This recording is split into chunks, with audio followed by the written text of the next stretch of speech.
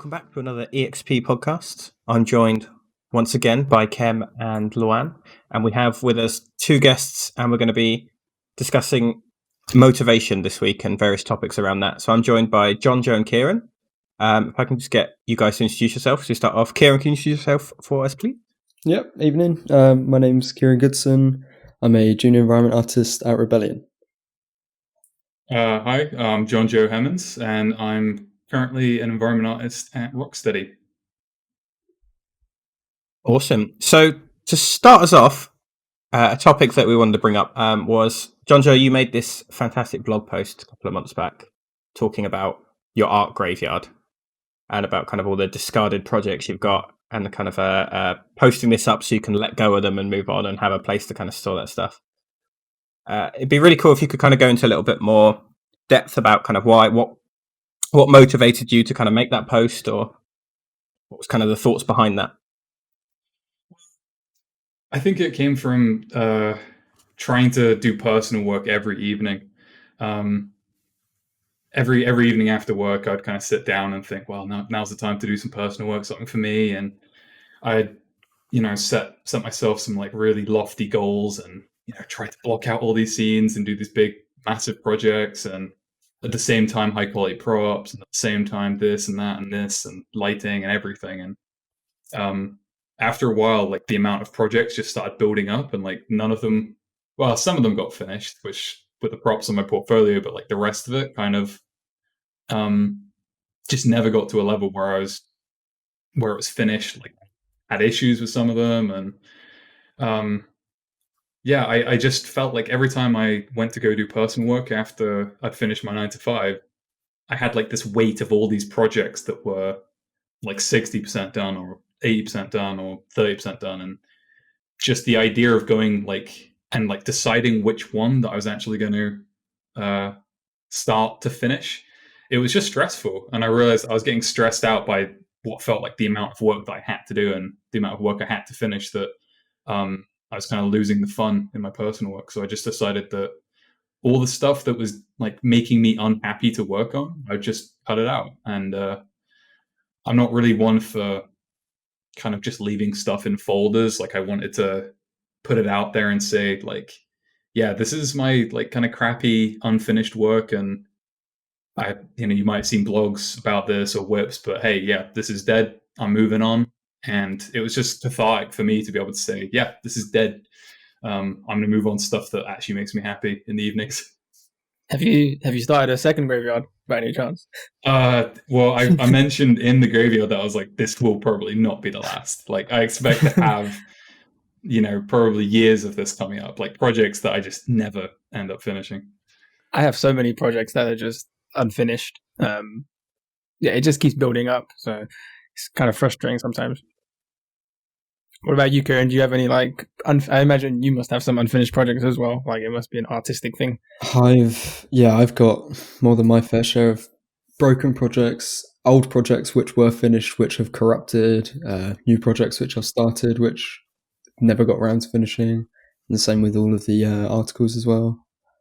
I'm on 3 pages of unfinished, unpublished articles on ArtStation, so damn, it's something we all kind of deal with in our own way. Where do you think that comes from, though? Like, because it seems like every single artist has this folder full of just unfinished projects where they've started. It doesn't matter how far they've got through. They could be 80% into the project and then they're like, I'm done. Or they've just started a new scene and they give up at that point. Well, I think for me, it was a lack of time, really. Like, only having 4 or 5 hours in the evening to actually sit down and, do your own artwork was just, I felt like I'd lost a lot of my creative energy doing my day job. So when I sat down to do personal work, it was just, I didn't have all the time to kind of accomplish these big scenes and get everything done. And yeah, I think just the lack of time, really. At least when I was a student, if I started a project, I'd finish it.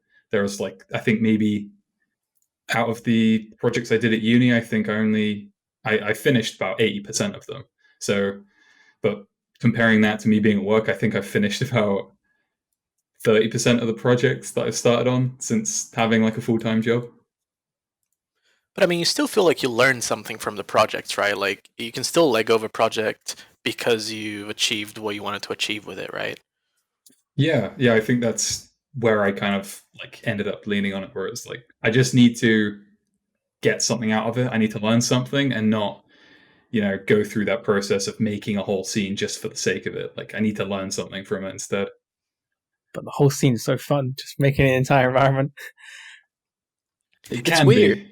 Like I feel like I fall into that category quite a lot, where I start a project just to learn something, and I learn it, and I move on. And I have a lot of projects because of that specific reason, and I never find the motivation to take it further than that point, because I never feel like I'm gonna learn anything else from it. And I mean, it's half good because I learned something cool and new, but it's half bad because like I don't have anything to show for it, right? So this is, I think the graveyard really helps that uh, that mentality. And if you can just like basically put everything like a monster project where it's just like, look at all these things that I've done in the past, and this is what I learned from them. And I think that can really help some people like group all that together and actually make a quote unquote project out of it, right? Yeah. I think it's strange because if you took a traditional artist, or I don't know, street artist, or someone like that, and you asked them to present every single piece of art they've ever done, you would only see, I mean, among their best works, most well-known works, that would only be maybe 5%, I reckon, at the max. And I don't know why there's some sort of expectation with 3D artists, or I don't know whether it's game specific or entertainment art specifically, but there's this weird kind of expectation that if we work on something, then something has to come out of it, and something, we must have something to show for it. Do you think that comes from the fact that we constantly have to keep our portfolios and work up to date to get new jobs, for example? Yeah, I mean, I think that definitely has a part to play in it. I don't know. I feel like self-doubt and imposter syndrome has another massive dimension to the topic, and I think it's there's probably a sense of failure that comes along with, I haven't finished this, so I've kind of failed, even though you might have actually achieved to learn something new or to experiment with something. I don't think there's anything wrong with work in progresses, or half-finished projects that actually are never kind of never supposed to be a fully fledged thing. Yeah, I think the fear of failure is definitely like a big thing that plays into why people kind of just like feel like they have to persevere, especially when you're like active in online communities and everything. It can be really hard to say like, yeah, you know what, like I know you guys are blasting out like really great artwork and you're bringing everything to finish, but like, I gave up. I stopped working on it. It's not easy, especially with like the amount of people in these communities and like how much art they're putting out. It definitely can be a bit intimidating. I think we're definitely hitting our Instagram generation of art creation.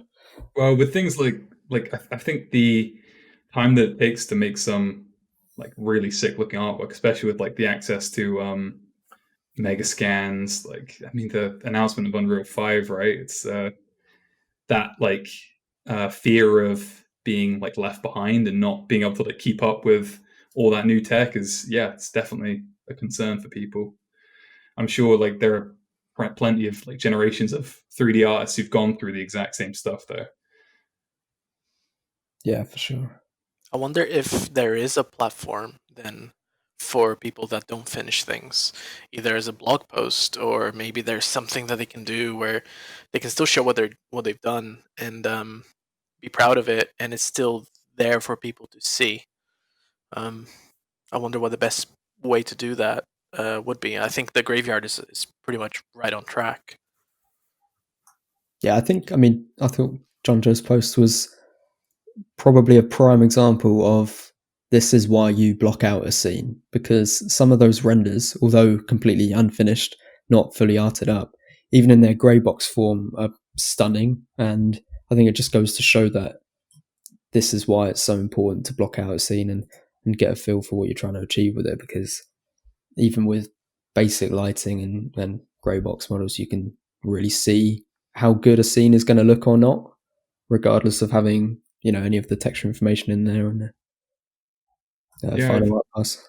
I think what I found from like posting the graveyard is that I really enjoy blocking out, like especially for like larger scenes. I really, really just enjoy the blocking out phase. And it's not that I don't enjoy like the intricate details and the rest of the environment and stuff, but I found, at least with these larger personal projects, I just really liked the blocking out phase. And then beyond that, it was harder to get everything finished on my own time, which I don't know what that says.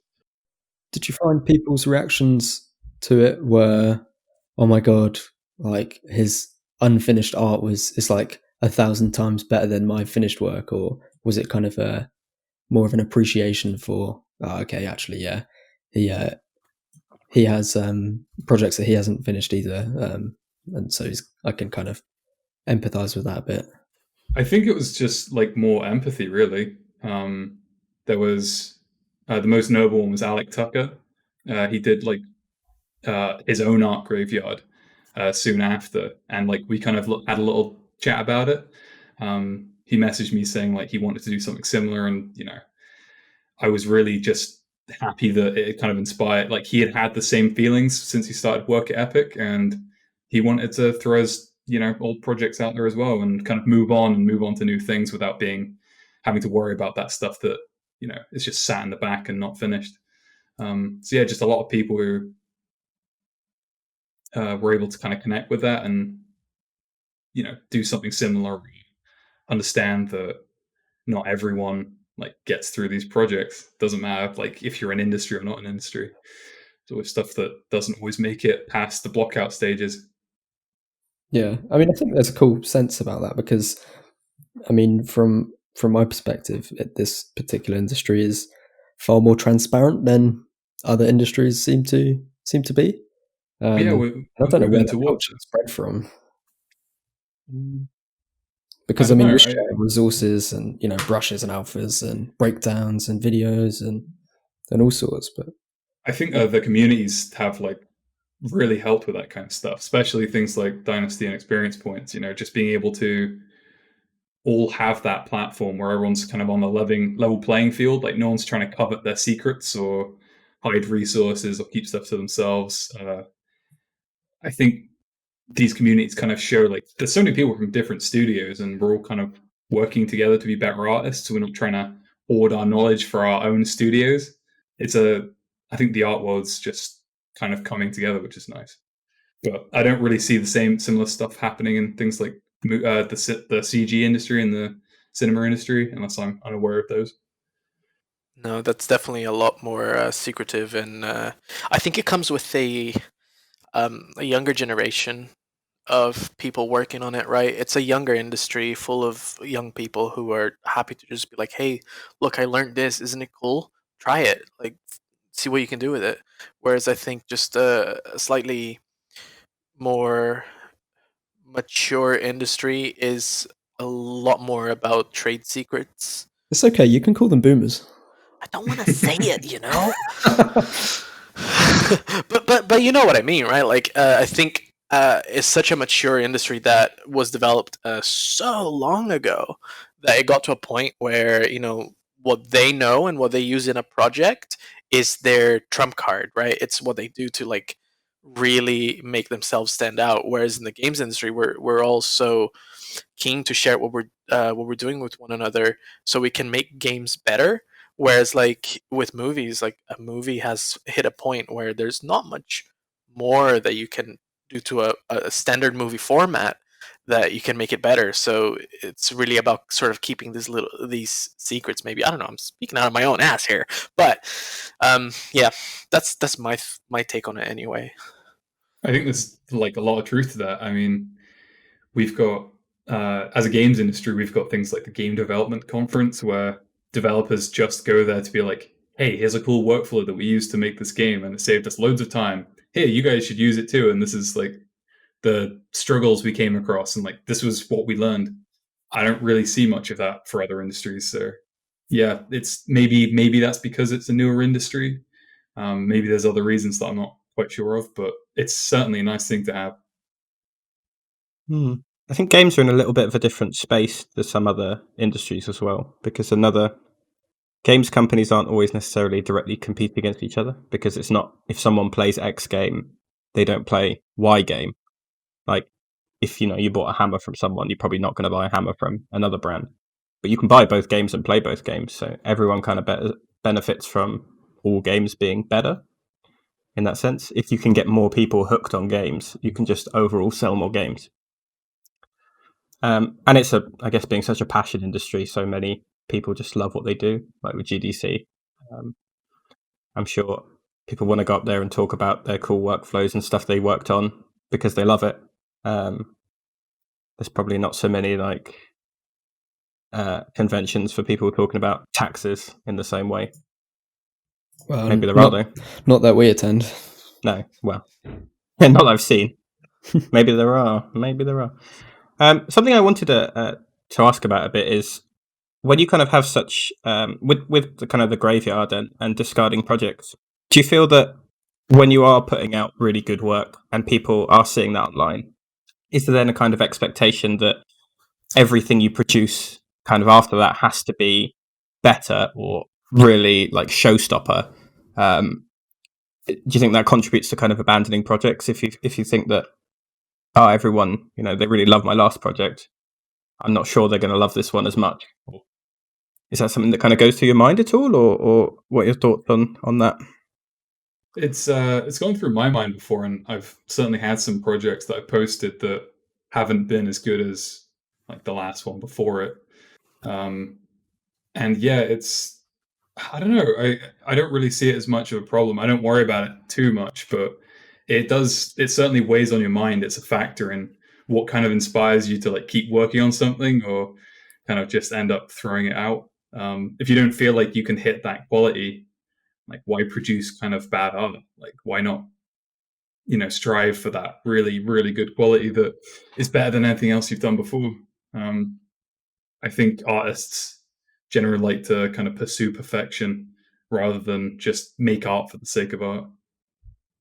I think you touch on two different kind of routes that you can take with art and portfolio building, and it's something that we've both seen. We're both quite close with Alex Beddoes, and his approach to it all is kind of, well, from what I can see, is one step at a time, and he's very pragmatic, and he'll set out specific guidelines for each project and say, all I want to achieve with this particular material is this, this, and this. And once he does that, he doesn't go any further, and he doesn't try and push it to be completely perfect, because he's achieved what he's set out to do, and then he can move on. And that's a really interesting way of setting yourself goals and achieving them. And it's one that I don't think I personally could do, because I know I'm a bit more precious, and I'm the type that you're describing, where I'm a bit more worried about everything being perfect, as opposed to making progress. And I think that comes with experience in general, and going through production cycles where you just don't have time to make everything perfect. And it really is about, okay, with this environment, I need to achieve this, this, and this. And then there's no time to come back, unless you take that into your own time. What are some things you think you can start to do on a personal work level, so not exactly on a production level, to start combating that though? Because obviously with the more experience you have and the more time you spend working on in industry on like certain projects, the more you're gonna like go towards that. But maybe there's some things you can do to accelerate it. I was wondering what your thoughts on that was. I think just kind of being, flexing a bit of humility and just saying, this might not be as good as the work I've put out previously, but I've learned something new, and this is what it is, and then move forward with that. To me, it seems like more of a soft skill and something you kind of learn over time, as opposed to something you could consciously build on, outside of just setting yourself boundary boxes and managing scope for each project, which is something that everyone kind of struggles with in their own way. I think it's a different. You have to adapt your mindset to like being an industry artist at that point, compared to a student artist. As a student artist, kind of have to, at least in the environment field, you kind of need to learn a little bit of everything, and you kind of need to develop all those skills pretty much at the same time to be able to get a piece out. So you have to do your modeling, your texturing, your lighting, all those things at the exact same time to, just be able to create that one environment that gets you your job, or, whatever. So downsizing, maybe like making your project smaller and more focused, more refined. So you're just like focusing on, I don't know, the lighting or the presentation, and honing in on those individual aspects of environment art is something that I've decided to kind of like move more towards. So I think when I realized that the only pieces I put out were my props, and it was like, well, those were individual pieces that I took a lot of time on, and there was a lot of focus just on a small area. I didn't have to worry about like developing all of my skills at the same time in an environment. I could just develop my skills there, move on to a different project, and then hopefully when I feel like I want to do another full scene, you've got all those skills that you picked up on those smaller projects that you can tie back in. Do you feel like there's any kind of pressure to keep developing your skills outside of work since you got into the industry as well, and kind of keep producing better and better work, and kind of keep grinding? Because it's not that common really for most jobs that people will go to work for like 8 hours a day and come home and then do another 4 or 5 hours of essentially the same thing. But in the kind of games art world, that's not uncommon at all. It seems to be that most people I speak to do something very similar. But I mean, there are people, I know people who just go to work for their 8 hours and come home and don't touch any art when they get home. But do you feel that there's kind of an expectation there, or something that's kind of making you want to do that grind? Fear, probably, fear of kind of being like swept away, left behind, not having that crucial skill that's really important to, the whole discipline, wanting to advance in it as well. Like, yeah, I think I've kind of done a lot of work over the past few years just because I don't want to get left behind. I love this industry, and I'm so happy that I've been able to find a place in it, that I think it'd be like the worst thing in the world to kind of lose out on that. And so I just I want to keep working and securing my position. And I feel like if I don't, it's, it could be a problem in the future. I mean, in recent years, there have been some pretty big redundancies made at some North American studios, and I'm sure around the world. And they've just kind of exemplified that you might have a full-time job, but the next day you just don't know what's going to be around the corner. Yeah, and running on the treadmill of needing to improve and keeping putting stuff out is, I think, like you say, fear is definitely a motivation there.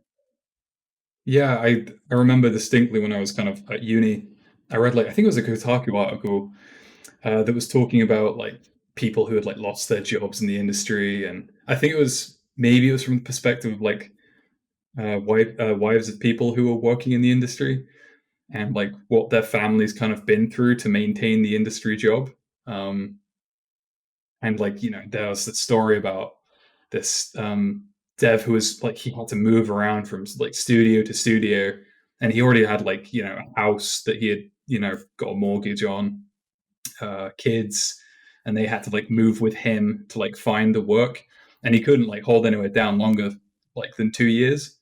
And yeah, just the idea of being in that situation myself just kind of like scared the hell out of me. And I don't ever want to be in a situation where I have to kind of move my entire life to follow the work because I just can't find anywhere I am. So part of it is putting yourself in a situation where the work can find its way to you as opposed to the other way around. Hopefully, yeah. Yeah, that makes sense. I think a lot of us, the longer we stay at one job too, the more we start to think like,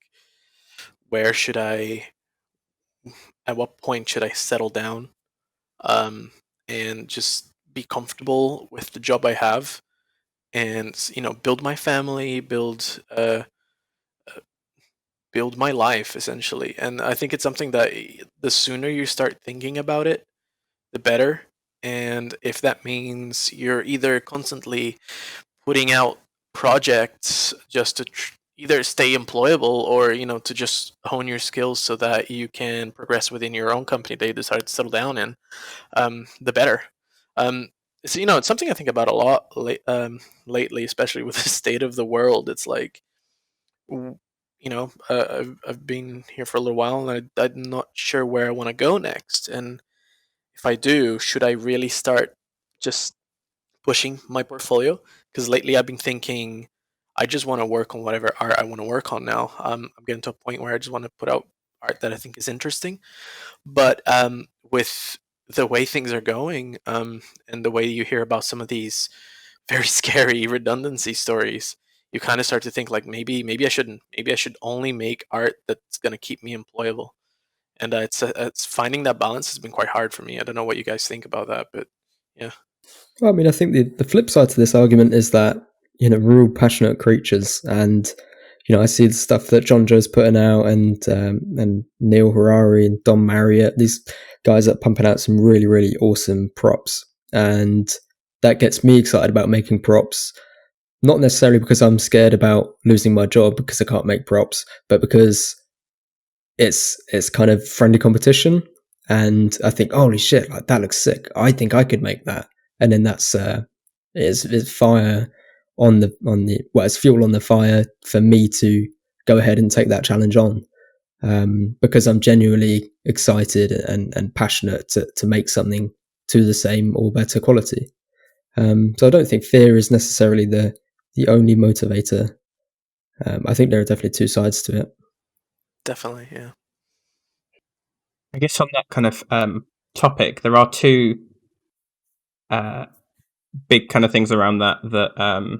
So the first being the kind of rise of outsourcing in more recent years, where a lot of studios have started outsourcing the production of things like prop.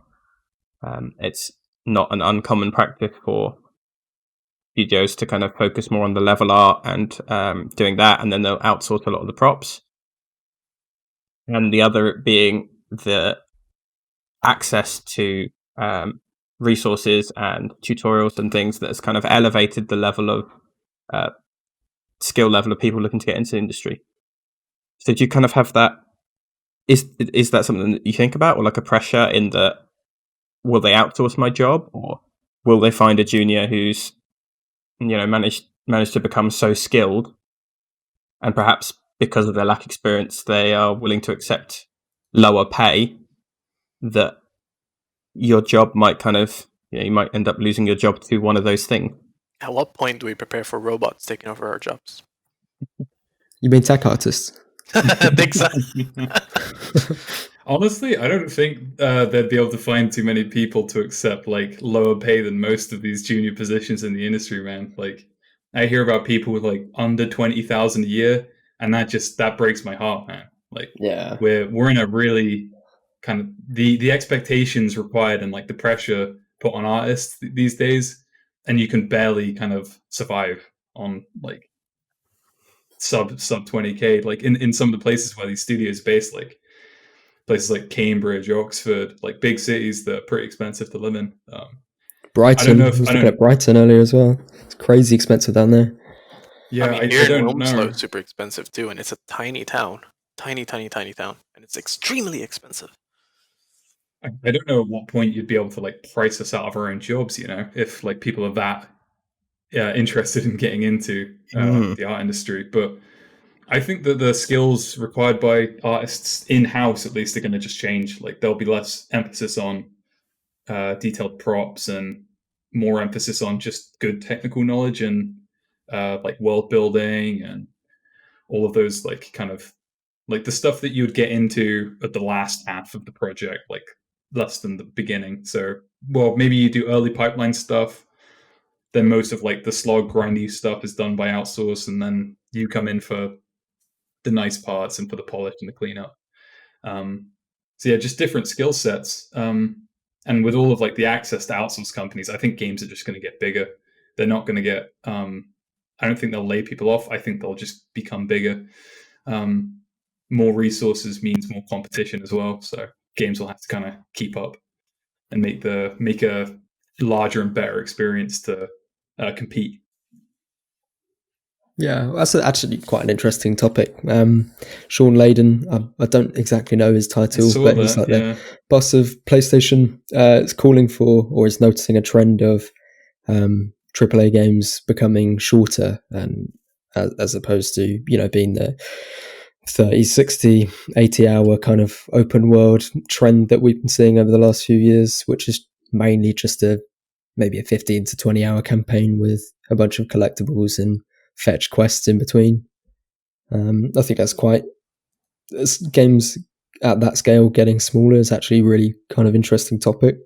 And with the availability of pre-existing asset packs and libraries and outsourcing studios, I'm kind of wondering what that's going to look like. And then obviously you've got Houdini in kind of full motion, and then UE5 and all of that tech on the horizon. I think we're in a very interesting time for game development. It's a bit scary, actually, because games are getting extremely expensive to make on the AAA side of things anyway. And, the time spent on an asset is increasing in some ways, decreasing in others. But, the player's expectation is that why am I not getting a 100-hour game when you're like, man, we spent so long trying to get this done to a quality that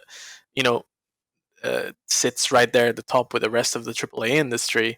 And I think at some point we're going to need to find a way to increase the speed whilst keeping the quality. And I think those tools that you mentioned are going to help out a lot. But it's a bit scary because of player expectation, right? You want to deliver something you're proud of, and then it's usually just met with that. But why isn't it this? Yeah, I think gamers these days are like more critical than they've ever been. Like if you don't hit that, I think if open world games like from now on don't really hit the like the Assassin's Creed Odyssey or the Red Dead Redemption 2 level, they're gonna be ignored. No one's gonna want to play them. There's a lot more expectation these days for like these large open world games that require like thousands of people to work on and years of development. But then again, if no one strived at that level, then nothing else would get pushed forward. Because it seems to me that the industry is very much a push and pull, or not push and pull. It's more like a rubber band where you have one studio that charges ahead and makes something groundbreaking, and then the rest of the industry follows, and then it's the same loop again and again and again, and that's kind of how stuff gets pushed forward. But if we're talking about that push forward happening at the sacrifice of bigger games, ton more people involved, and crunch being a big part of that, then usually the devs are sacrificed. It's just not sustainable or nice to be a part of. So yeah, it's interesting. Yeah, we have seen kind of the value of games in terms of kind of the revenue of the industry kind of jump up quite a lot in recent years, but it doesn't kind of feel like that's trickled down in any sense. And it seems like a lot of people in the industry have very little job security, especially in America, where the kind of employment laws are a bit laxer. You hear kind of big stories of even last year where Blizzard Activision laid off about 800 people, even though they'd had the highest profits they'd ever recorded. From what I remember, at least, correct me if I'm wrong, because I might be. I think the majority of those people weren't dev positions. They were like they had like other branches that were doing other things. So it wasn't necessarily. It was like operations, right? Yeah, a lot of operations. I think that esports division took a really heavy hit, and like I don't think that's a good thing at all. Like I don't know if maybe they were bad investments, but yeah, it's a horrible way to get rid of so many people.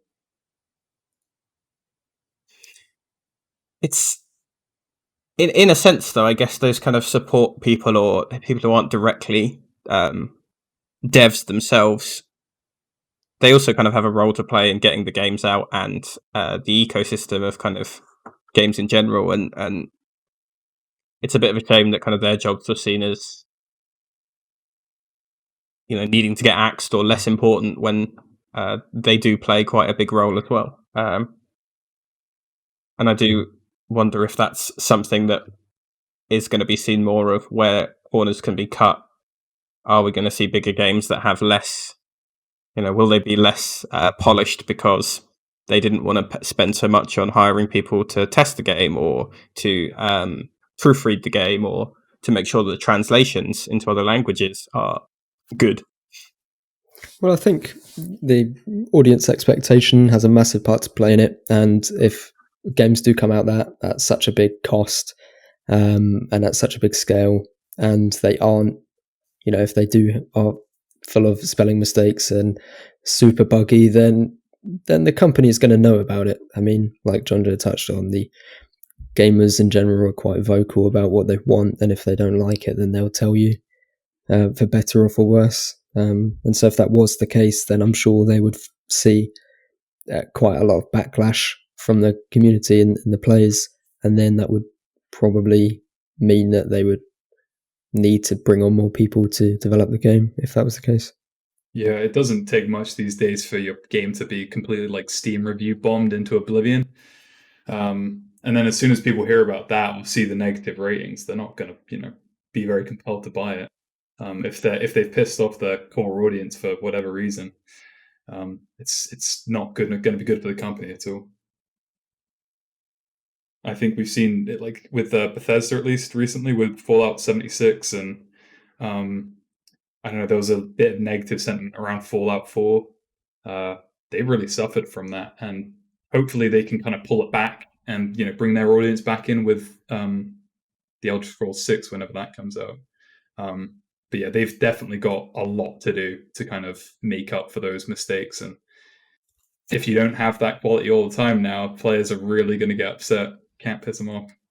But it does unfortunately mean that things are going to take longer and longer to make, right? Like Elder Scrolls 6 is going to come out in 5 years' time. Yeah, exactly. Yeah. There's another tangent I guess we could touch on, is should studios actually pander to what the masses are saying, and how much of their creative direction should be altered because that's just what the players want. It's hard, right? Because like, damned if you do, damned if you don't. So yeah.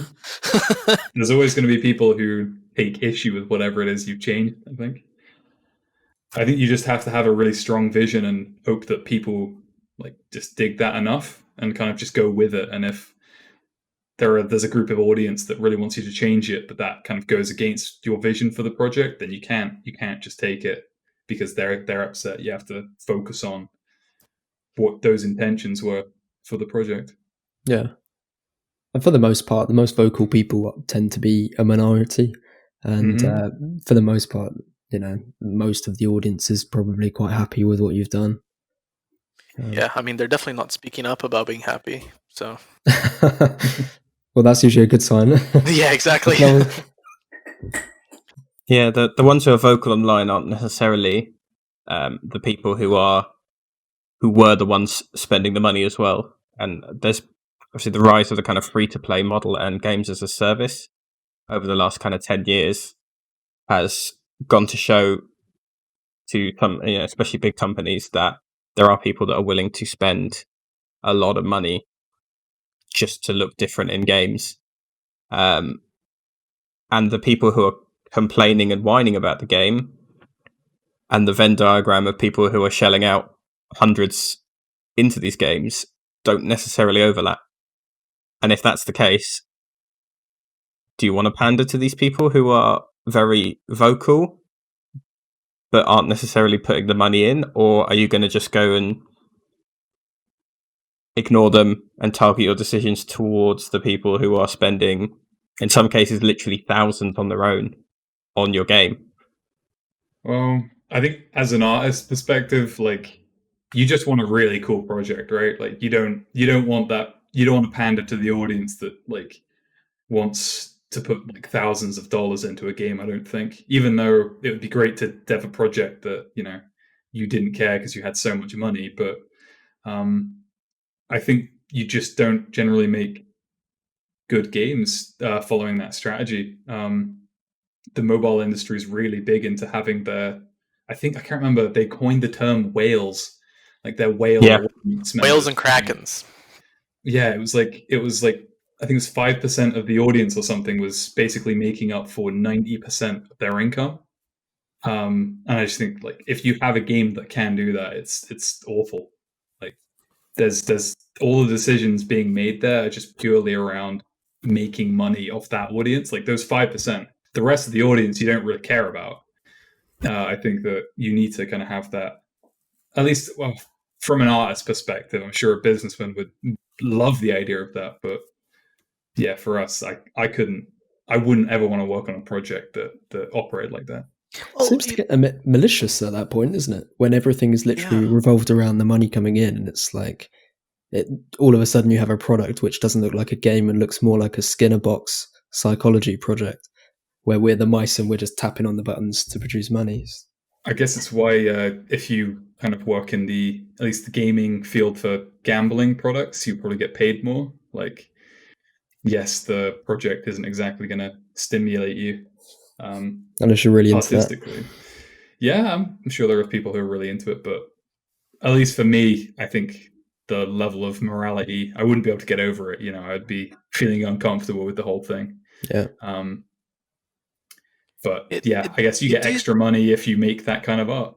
You do touch on an interesting point there on the whole artist perspective on this whole thing, though, because how do you think it affects a artist's motivation when you made a game that you thought was really interesting, but it's poorly received against a game that it's, you're still proud of the art that you did, but it's, quote unquote, pandering to the audience expectation a lot more, so it's much more well received. Like, how would that affect you and your personal work and your professional work, really? I think for me it would come down to if I was stoked on the project and it reviewed poorly, then at that point I'd have to take it down to a level of, well, actually, what did I personally learn from this project? What skills can I take away from it, and then move on to a different project and see where I could go from there. Because, no studio works on a game and sets out for it to be shit. Everyone thinks they're working on a really cool game. And for the most part, that is true. But yeah, I think for me, it would come down to literally what did I take away from the project and how can I move on? Do you think that has an effect on people trying to get into the industry as well? Because when kind of starting out, everyone's got this idea in their head of, oh man, I want to go work for X big name studio who make my dream game. But it's very unlikely you'll start there. Do you think there are people who kind of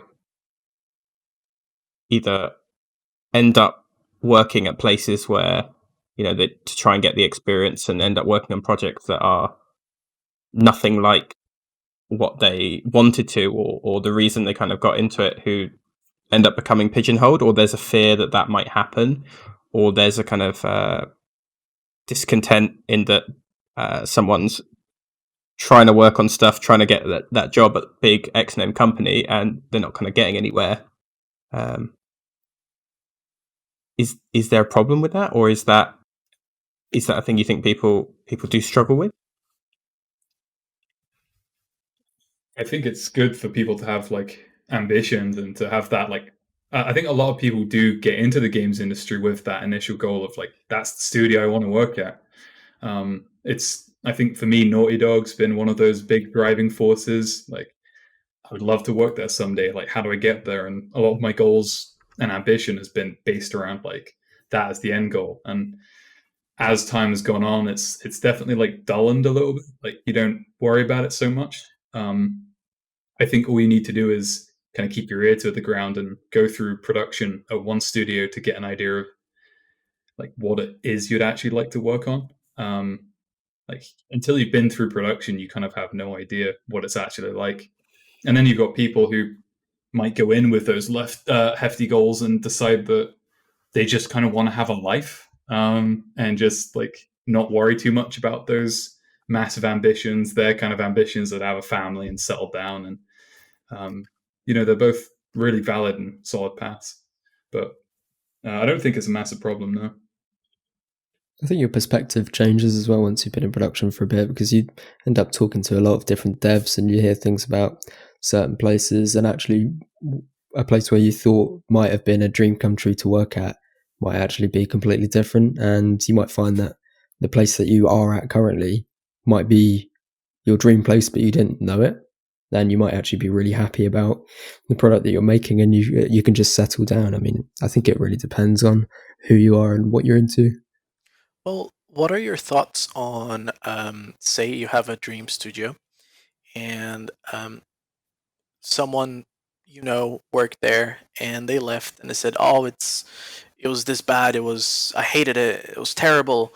All these problems were there." What are your thoughts on basically the other side of that? Like, obviously, there's a lot of people there who are having a good time, but you don't get to hear about that. It kind of goes back to the whole game discussion we just had. But how can we sort of know if we don't hear the good side as well, right? So should you take that advice that your friend gave you, or like you heard online about the place not being so great, and maybe be cautious about it, or should you just double down on the fact that there are people there who are clearly enjoying themselves, otherwise there would be no studio, and I'm gonna go work there? I think whenever you're reading anything online, I guess you have to take it with a grain of salt. I reckon that there are places that probably have a lot of complaints coming out of it, and there's probably a lot of truth to them. But then you've also got the fact of, well, the grass is always greener, right? And that might not necessarily be true. And it depends how well I know the person, and how close I am with that particular friend at that particular studio. Sometimes you just have to kind of jump through the hoop yourself and make that decision, regardless of what anyone is saying. Fail forward, if that makes sense. Yeah. Well, I mean, interviews exist for a reason anyway, right? Like, yeah. It's not just an interview for you, it's for them too. Yeah. And I mean, you always have the choice to leave a studio if you join and it's not for you. Things complicate if you have to travel to that job and you get a place there, and then it's a bit of a nightmare. But that's a whole another can of worms. I think that's why it's so important to kind of take these strides and these leaps and these jumps while we're young, and we're just having our first few years in the industry. Settling down to your first studio is just, you're not going to get to experience what it's like on other productions, and you're not going to get a full idea of how you want to spend the rest of your life working, I guess. So, take the plunge if you're young and you can do it. Like, yeah, my mate didn't like it. Well, I'm not my mate, and who knows, maybe there are other things that could factor on why he didn't like it. Maybe I don't think there'd be a massive problem for me. And at the end of the day, like Kieran said, if it ain't for you, and you're kind of in like the art circles enough to, and like you're putting in enough of your own time on personal projects, and you're doing all right. You landed that job, I'm sure you can land another. Generally speaking, resources like Glassdoor are a pretty good indicator of what a studio is like, and what kind of benefits and stuff that they're going to offer you. It's funny, Glassdoor keeps suggesting me my own job through my emails, and I'm getting a little bit scared. AI is getting good. Not good enough. Even I've had that. But so you touched on something there that I did want to talk about as well. About you're saying about good enough to get a job. So on the subject of environments that are good enough to get you a job, Kieran's blog post from about half a year ago, your job winning environments of 2019, kind of blew up online, especially on Discord. I saw it talked about a lot, and I still see it kind of referenced of a collection of environments that kind of really showcase where the quality bar is for juniors in AAA specifically. When you were putting that together, were you surprised at how high kind of the quality was? Is it something that you did you get a lot of people messaging you about it after it came out, about kind of where that quality bar is? I mean, yeah. So I think the reason why I put that post together was because you only, within your kind of small sphere of the game art communities and stuff like that, maybe Polycount, you only really get a small glimpse of what everyone is doing. And I knew a whole bunch of people from these communities that were putting out really good work and they were getting employed. But I just didn't see that in one place. It was like, a couple of artists from this Discord, a couple of artists from that Discord. I've got a handful of guys over in Polycount, or, I remember that article on 80 level. That was pretty sick. And as a student, and you're trying to get an idea of, what is good enough to get me a job? Is my portfolio there? I'm not necessarily on Discord, so, I'm not really a part of that community, so I don't see. It could be really challenging to get a grasp of, to compare your portfolio to the kind of the bar, so to speak. And so that's, the reason why I put it together was because I wanted that all under one roof, under one post. And the reception was pretty good.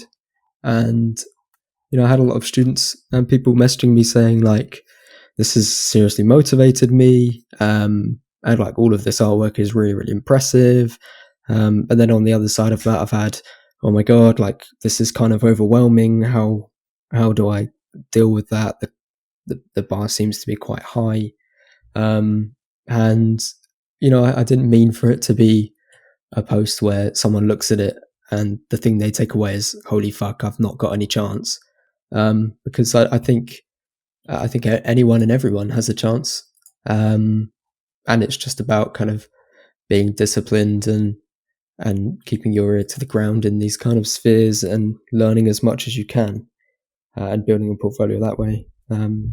It was meant to be more of a motivational post, I suppose, as well as more of an archive year on year about what people are actually achieving with these posts, not in terms of their technical skill, as well as what studios are thinking of these pieces, and people end up getting jobs because of them. How did you feel about?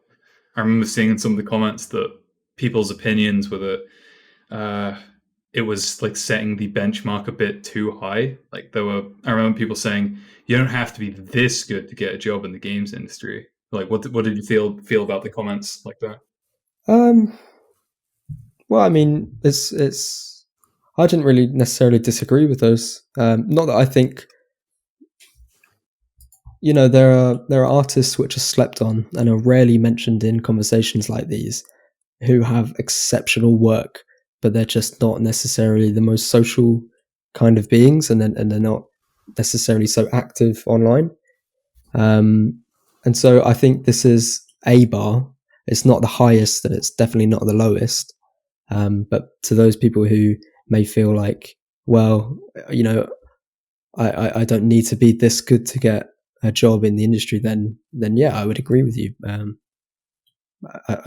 don't really have an answer. It was just if you can get the job that you want with whatever quality of work that you have, then that's brilliant. You've kind of set out what you've achieved, what you've set out to do. And this sort of collection of work isn't necessarily representative of the work that makes up the industry. So generally speaking, the work here is fairly realistic.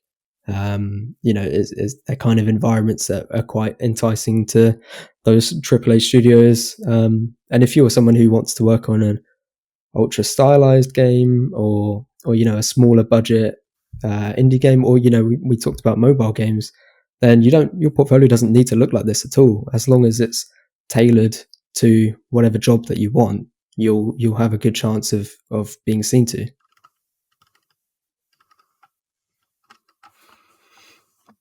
Do you think there is an idea that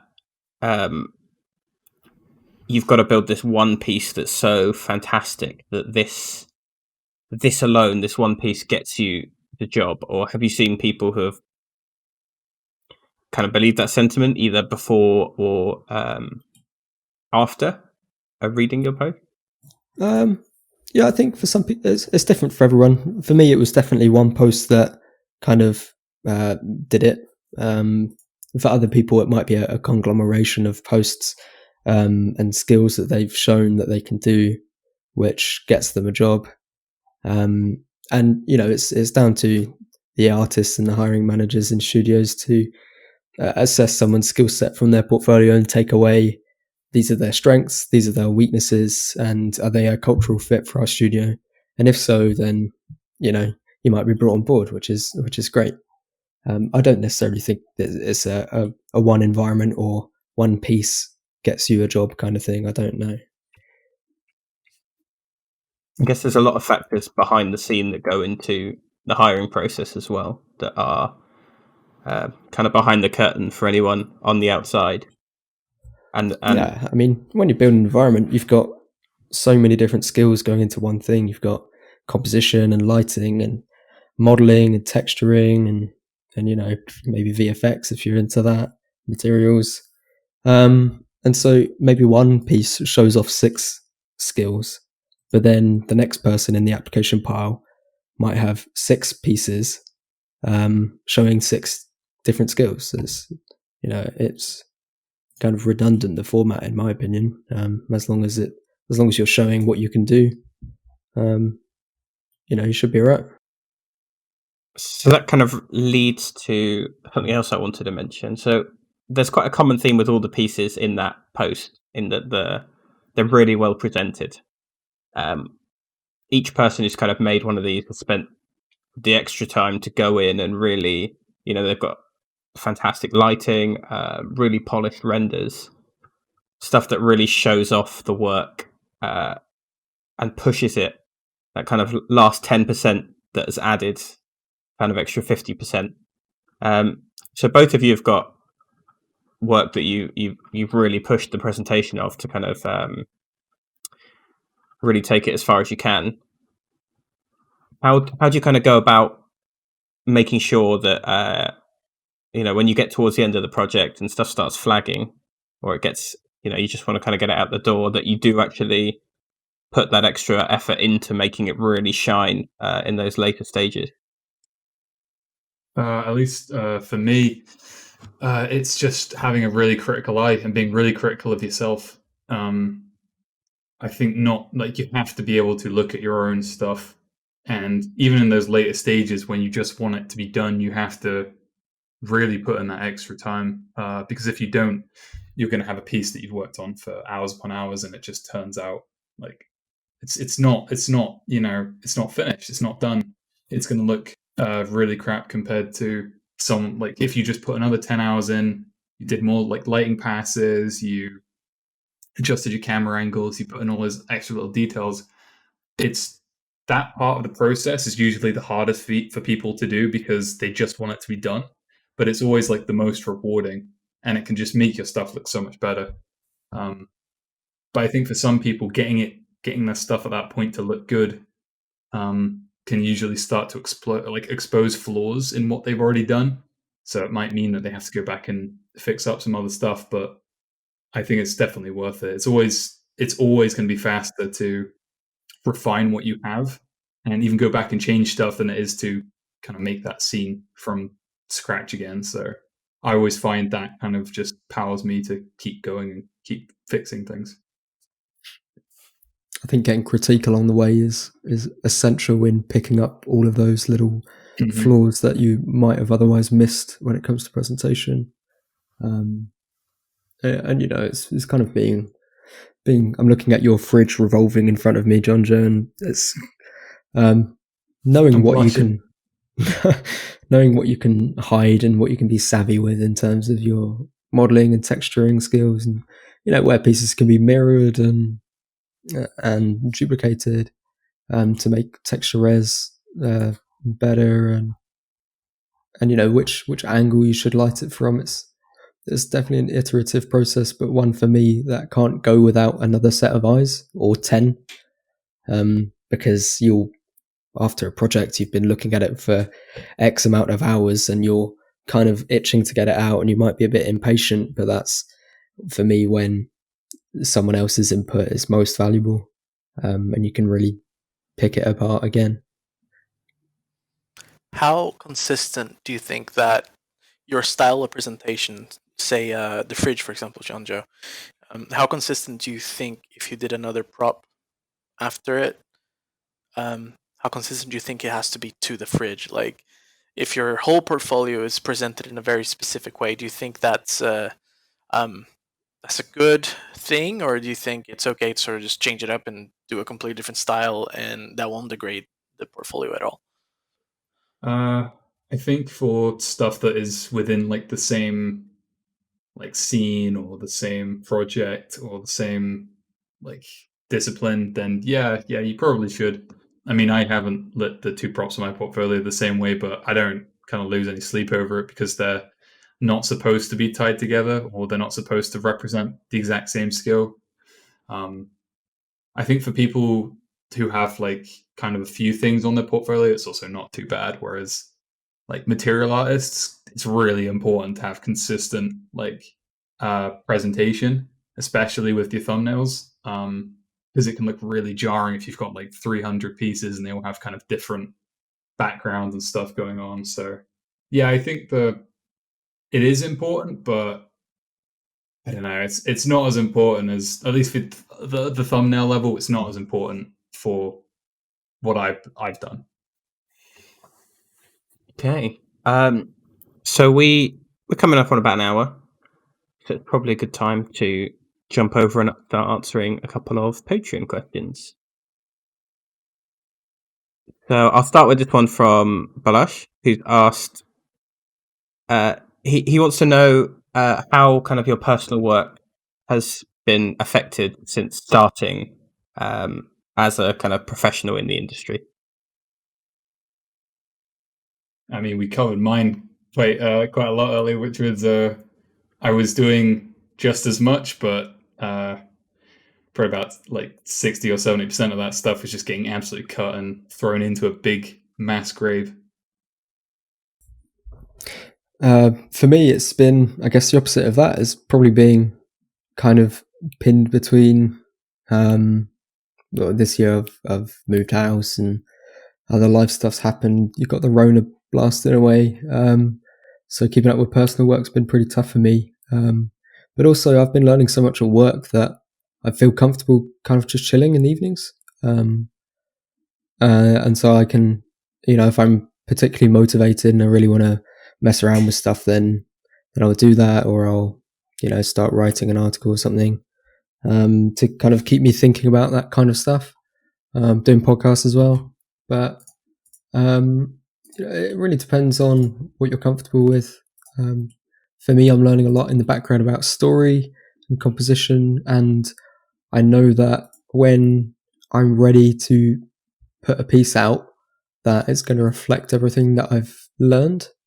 So I'm not too worried about getting a ton of stuff out of the door immediately, because I know when I do, it's going to be up to my own standard, and I'll be pretty happy with it. Whereas I feel like if I was super pressuring myself to get stuff out, I don't think it would be my best work, and I don't think it would be stuff that I'm particularly interested in either. Yeah, I think another point after Kieran mentioned that, you haven't been doing a lot of like personal work in your own time because you're learning so much at Rebellion. I think it's really important for people who are kind of just starting out that they really shouldn't pressure themselves to like work on godly hours on personal work just because they feel like they have to keep up. You've got that job, and if that was like, if your goal was to get a job in the industry, like, well done, congratulations. You don't have to stress out about this stuff anymore, and it can be quite a switch in mindset that that kind of grind in your own time is just no longer important. Obviously, if you have like ambitions to go work at different studios, learn new things that will help you move to those different studios or whatever, yeah, you can pursue them, but just remember that there's no stress or rush anymore. You know, you're building up skill and experience every day you're in a studio. You don't have to grind as much or be as stressed as you were before. It's a marathon, not a sprint. Yeah, 100%. Yeah, I guess as well as what you're doing, you know, your 7-8 hours in the day, when that project comes to the end and you're able to show your work, it's not that you haven't got anything. You still have something to add to your portfolio. You'll have some, well, ideally, as long as the project doesn't get canned, you should have something to show at the end anyway. So that it's not kind of the same pressure as when you're trying to get that first job and you don't have anything. You've got the stuff that got you the job in the first place, and hopefully whatever it is that you've made while you were there. And quite fortunately, production experience is still very highly regarded. And you know, when someone's looking at your CV, production experience is the number one thing they'll go to, you know, aside from your portfolio, that people regard in such a, you know, it's so valuable, because what you're doing for your portfolio doesn't necessarily reflect what you're going to be doing or what you even can do day to day. In terms of, you know, how much you can model, how much you can texture. Some projects you might be doing a ton of modeling. Some projects you might be doing a ton of texturing. You know, there's kind of a ebb and flow to production life, where some days you'll be doing, you might be doing composition and set dressing for 3 months, and then you'll have a whole batch of modeling to do. And so it's good to keep on your toes like that. Because but with personal workers, the journey is always very linear, in the respect that I've got this one project, I know what I'm doing, and once I've finished it, I can post it. Whereas production is just a bit all over the place. And if you're Balazs, you should chill, seriously. Man. Can you believe he wanted to scrap that project? Can you believe it? Oh, God.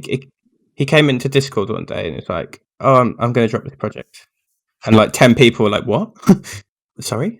Well, he's an absolute inspiration. You know, he spent a lot of time on that project, and I know that with every month that goes by, like the desire to like stop working on it just gets, you know, it gets so much harder to keep inspired and keep motivated. So yeah, he really achieved a lot this year.